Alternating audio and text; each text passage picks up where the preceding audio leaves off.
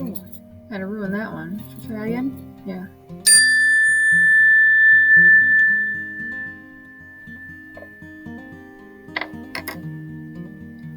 Okay, today we are going to work on comparing and contrasting information presented visually and in a text.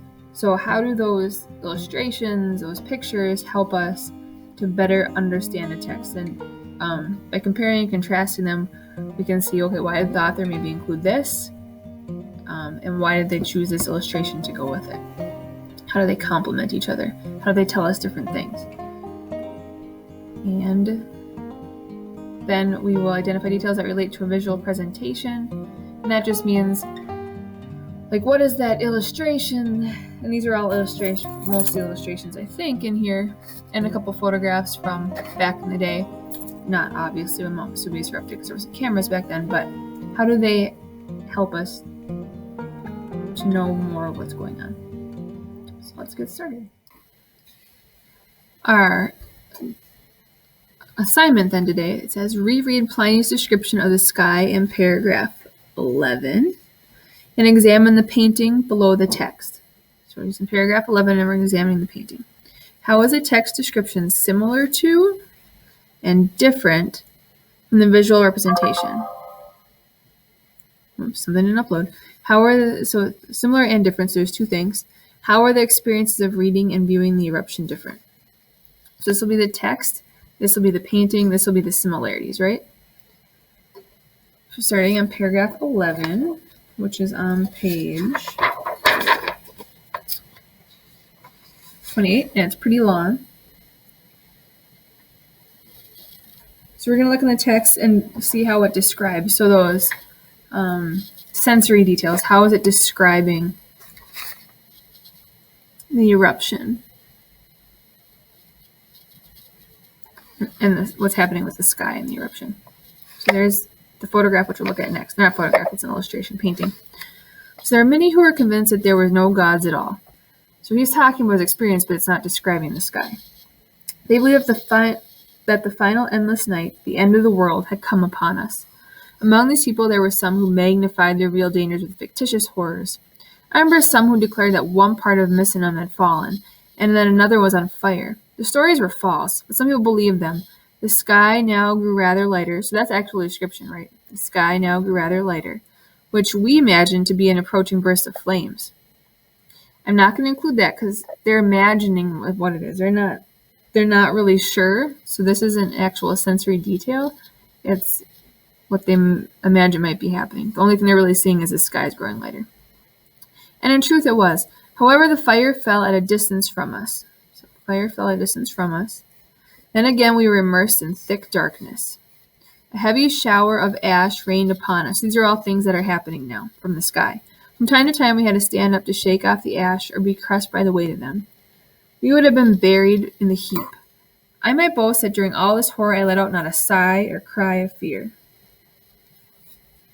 My attitude had been grounded in that sad but mighty and comforting thought that all mankind were involved in the same destruction. I believed I was dying with the whole world. It's kind of sad, but was thinks it's the end of the world. Anyway, so these are the few things where it's not his opinion, he's not describing what's happening to him, he's describing the sky, and that's what it asks us to do.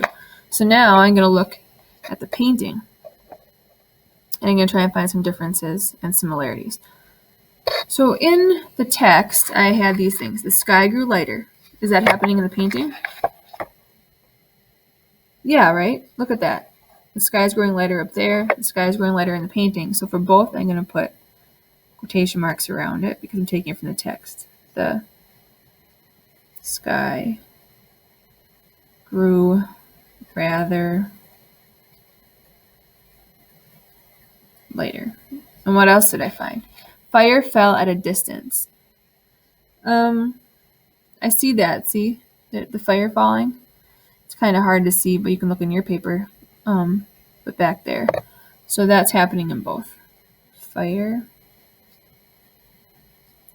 fell at a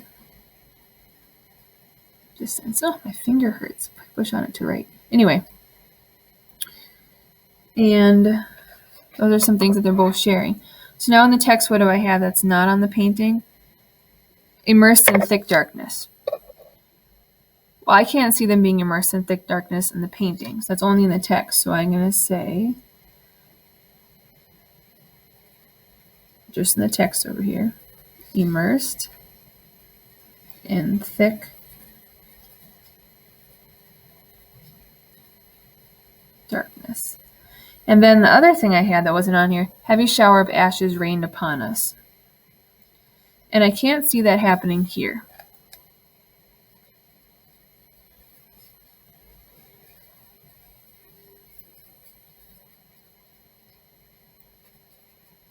So I'm going to write it here. If you need to pause this when I'm done, go ahead. Now, this illustration really shows a lot of detail, so we can better picture what Pliny was going through. So we can actually see, they didn't describe it in this paragraph, we can see the volcano in the distance.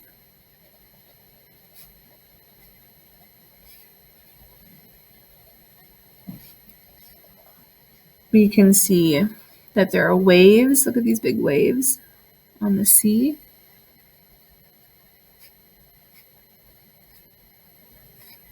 What else do you notice? So pretty much everything in this painting that we don't have. So there's a ship in the foreground.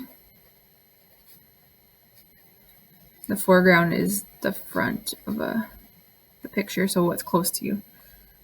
And there's people in the foreground.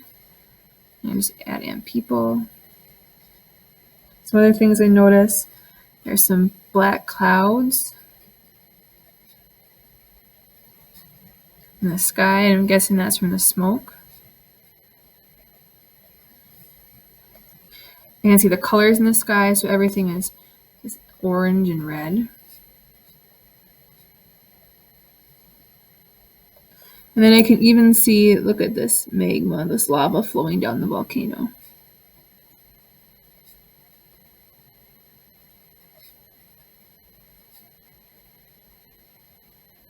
So we kind of did all this together, but now you can think, okay, how are the experiences of reading and viewing the eruption different? Where did you get more detail? I, for one, I could picture it in my head kind of, but having this painting by Joseph Mallard William Turner really helped me picture just how horrible and devastating and frightening it might be, right? Having that volcano not that far away doing all this erupting. Like, I can picture this and I can understand that there's fear because of all the things he says, but he doesn't give a lot of detail. The sky was lighter, burst of flames, fell a distance from us, it was thick and dark, and then there was ashes. Having this painting really helps me better visualize what was actually happening. So authors a lot of times put, they're really careful with which illustrations or photographs they choose because they want it to enhance the experience for the reader. Now we have an IXL to do. We are going to work on K1. Our IXL today, like I said before, is K1, select and use text features. Since we're talking about illustrations, paintings, it's a text feature. So let's look at these pages from a book about how everyday things were invented. Select the text feature helps you learn about chocolate drinks. Fun, chocolate drinks. So I'm going to skip through and look for chocolate drinks.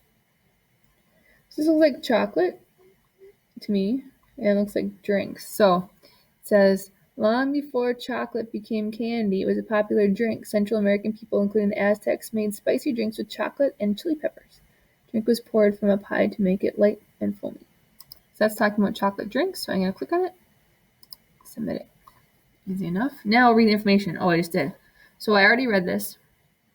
So we're going to use it to answer the question. Why did the Aztecs pour liquid chocolate from a pie? Well, it says right here. The drink was poured from a pie to make it light and foamy. So make it splash? Make it foamy? Yep, says that in there. Make it sweet. Unfortunately, pouring something from higher does not make it sweeter, or I would use that method more often. Okay, pages from a book about historical ways of getting around. Select the text feature helps you learn about airships. Well, this has headings, so I'm going to go right to where it says airships. You can see that. Select it. Now it's going to read it. Airships are flying machines filled with a gas that's lighter than air, most often hydrogen. In the 1920s and 1930s, airships could carry more people and cargo than airplanes. They could also fly longer than planes, but because hydrogen can catch on fire easily, airships never replaced airplanes. So why didn't they replace airplanes? It says, but because hydrogen can catch on fire easily, they never replaced airplanes. So, to talk about being loud and pleasant, hydrogen used by airships caught on fire too easily. Yeah. Airships are difficult and heavy to fly. It doesn't say that either. Yeah, skip ahead. Okay. Select the text feature that shows the meanings of words related to recycling. So this is the journey of a bottle. Let's talk about paper, plastic, recycling, glossary, and then I see words and their definitions, so I'm guessing it's that one. And now read it. So it says a bale is recycling. Oh, let's see what it tells us to do first. What does composting mean? So I'm going to skip to composting. Turning leftover food into a mixture that helps plants grow. Anybody else compost? I know a bunch of you do because it was your green energy project. Me too. So compost said turn leftover food into a mixture that helps plants grow. Recycle in a factory. Turn leftover food into a mixture that helps plants grow. It says it right there. Remember, you shouldn't put meat and stuff in your composting. It's veggies, plant matter. You can put egg shells in there because that's good. Grass clippings, natural things like that. Meat kind of can grow bacteria. Anyway, off subject. But that's what you're doing. You're looking at the text features. It's just a short little couple pages. You're picking the one it tells you to pick, and then you're using the information it gives you to answer the questions. And that's K1. So good luck with that, and I'll see you tomorrow.